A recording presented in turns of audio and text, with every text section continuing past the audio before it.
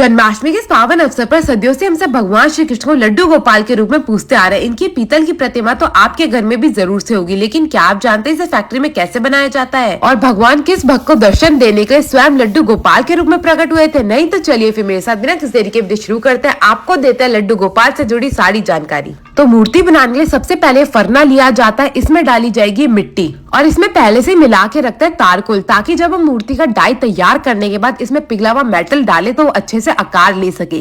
तो यहाँ पे आप देख सकते हैं सबसे पहले डाई तैयार करने के लिए पुरानी मूर्ति का एक साँचा लिया गया है, इसको अच्छे से मिट्टी के ऊपर लगाया जाएगा, उसके ऊपर दोबारा से फरमा डाला जाएगा और इसको भी ऊपर तक अच्छे से मिट्टी से भर देंगे। यहाँ पे आप देख सकते हैं अच्छे से मिट्टी को भर दिया गया। अब दबाने के लिए यहाँ पे भैया चढ़ गए इसके ऊपर और उसके बाद एक छोटे से लोहे के डंडे की सहायता से इसे अच्छे से बेला जाएगा, ताकि ये बिल्कुल अच्छे से जो हमने इसके अंदर साँचा डाला है वो मिट्टी के ऊपर छप जाए और ऊपर और नीचे दोनों तरफ अपना आकार छोड़ दे। उसके बाद ये छोटा सा छेद करा जाता है जिससे हमारा पिघला हुआ मेटल जो है वो इसके अंदर जाता है। तो यहाँ पे आप देख सकते हैं इसे खोला जा रहा है और जो हमारी मिट्टी है उसने बिल्कुल सुंदर सा आकार ले लिया गया है। अब जो इसमें हमने पीतल का साँचा डाला था उसे निकाल दिया जाएगा और ये जो मिट्टी है इसमें हमारा जो पिघला हुआ पीतल है वो अंदर तक चला जाए, उसके लिए छोटी छोटी सी पाइपें बनाई जाएंगी।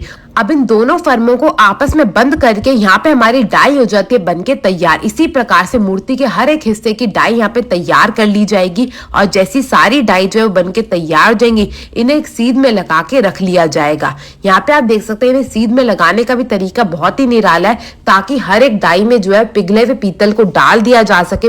अब दूसरी तरफ यहाँ पे भट्टी के अंदर पीतल पिघलाने का कार्यक्रम शुरू करा जाएगा, जिसके लिए पुराना गला सड़ा जो पीतल होता है उसको भी इस्तेमाल करा जाएगा। जो मूर्तियां बनते हुए खंडित हो जाती है उसका भी प्रयोग करा जाएगा और नए पीतल का भी। अब दोनों को अच्छे से पिघलाया जाएगा। इसमें एक प्रकार का केमिकल भी डाला जाता है ताकि जो मूर्तियां उन्हें सख्त बनाया जा सके।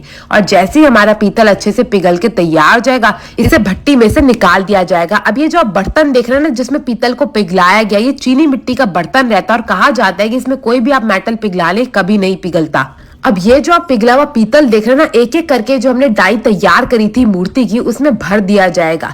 तो यहाँ पे आप देख सकते हैं कितना खतरनाक कार्य है। इसे बड़ी सावधानी से करा जाता है क्योंकि ये मेटल इतना ज्यादा गर्म होता है। अगर ये हाथ पैर कहीं पे भी लग गया ना तो आप समझ लो वो हिस्सा बिल्कुल गली जाएगा। अब एक एक करके सारी डाई को खोला जाएगा। इसमें जो हमने मूर्ति का हिस्से तैयार करे उन्हें निकाल के ठंडा करा जाएगा। यहाँ पे आप देख सकते हैं जैसा आप इन्हें निकालेंगे ना बिल्कुल आग निकल रही है इनमें से, इतने गर्म होते हैं। अब इन्हें ठंडा करा जाएगा और ठंडा करने के बाद बारी आती है इन हिस्सों को आपस में जोड़ने की। तो सबसे पहले यहाँ पे ऊपर का जो हिस्सा होता है लड्डू गोपाल का वो जोड़ा जा रहा है। इसी प्रकार से एक एक करके सारे हिस्सों को आपस में जोड़ा जाएगा। अब बात करी जाए कि भगवान लड्डू गोपाल के रूप में कैसे प्रकट हुए, तो मैं आपको बता दूं एक बार की बात है। कुंभद दास भगवान के बहुत बड़े भक्त, रोजाना भगवान को भोग लगाते थे निरंतर रूप से। एक बार उन्हें किसी कारणवश मथुरा जाना पड़ा तो उन्होंने ये कार्य अपने बेटे को सौंप दिया, रघुनंदन दास को, जो कि मात्र 12 साल का था। अब उसे लगा कि भगवान स्वयं आके ही भोग लगाएंगे, इसीलिए वो भगवान से पूजा आराधना करने लगा कि आप आइए और खाइए। और कहते हैं ना अगर कोई भक्त भगवान को सच्चे मन से पुकारे हो तो भगवान को आना ही पड़ता है। तो इसी प्रकार जैसे भगवान को रघुनंदन दास ने पुकारा तो भगवान स्वयं चले आए बाल गोपाल के रूप में। जिस वक्त वो लड्डू खा रहे थे उसी वक्त उन्हें कुंभद दास ने देख लिया। उनके देखते ही भगवान मूर्ति के रूप में विलीन हो गए और तभी से लड्डू गोपाल की पूजा आराधना शुरू हो गई। तभी से हम सब अपने घरों में लड्डू गोपाल की पूजा करते हैं बाल गोपाल श्री कृष्ण के रूप में।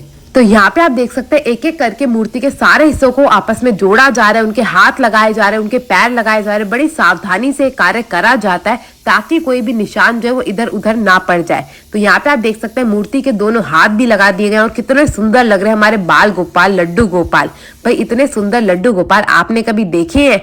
यहाँ पे आप देख सकते हैं हमारी मूर्ति को जोड़ दिया गया। बारी आती है इसकी पॉलिशिंग की। तो अब एक एक करके इन सारी मूर्तियों को सबसे पहले ठंडा करा जाएगा, उसके बाद इनकी पॉलिशिंग का कार्य शुरू करा जाएगा। मैं आपको बता दूं इनकी पॉलिशिंग में आध घंटे से 1 घंटा लग जाता है एक मूर्ति की पॉलिशिंग में, क्योंकि जो आप यहाँ पे मूर्ति देख रहे हैं काफी बड़ी मूर्ति है।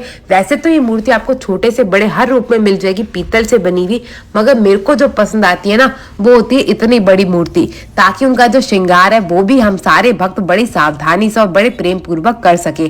तो यहाँ पे आप देख सकते हैं मूर्ति की पॉलिशिंग हो गई है। अब बारी आती है इसकी सफाई की। तो सबसे पहले इसे केमिकल से अच्छे से साफ करा जाएगा ताकि इसमें कोई भी दाग धब्बा ना रह जाए और जो हमारी मूर्ति है वो और भी ज्यादा सुंदर हो सके। उसके बाद इसकी घिसाई करी जाएगी इस घास से। सूखी हुई घास से अच्छे से पोंछने के बाद यहाँ पे हमारी सुंदर सी बाल गोपाल लड्डू गोपाल की मूर्ति हो जाती है बनके तैयार। तो आपको ये वीडियो कैसी लगी जरूर बताइएगा। इसी के साथ मैं आपसे मिलूंगी अगली वीडियो में। राधे राधे।